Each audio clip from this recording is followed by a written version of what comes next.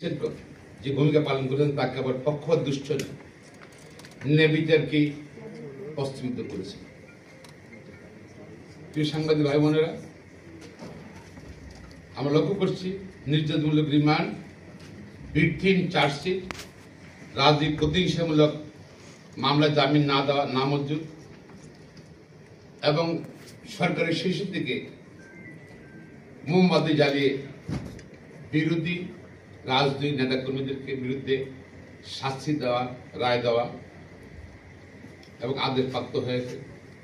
অনেক অসংখ্য নজির আছে। কিন্তু সে সময় সামাজিক যোগাযোগ মাধ্যমে এমনকি যে একটা পত্রপত্রিকা মিডিয়া, ইলেকট্রনিক্স মিডিয়া সাহস করে কিন্তু এসব নিউজগুলো আপনারা করেছেন।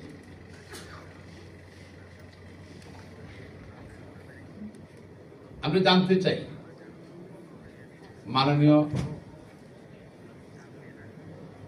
তত্ত্বাবধায়ক সরকার আইন প্রতিষ্ঠা, তত্ত্বাবধায়ক সরকারের নিকট, অন্তর্বর্তী সরকারের নিকট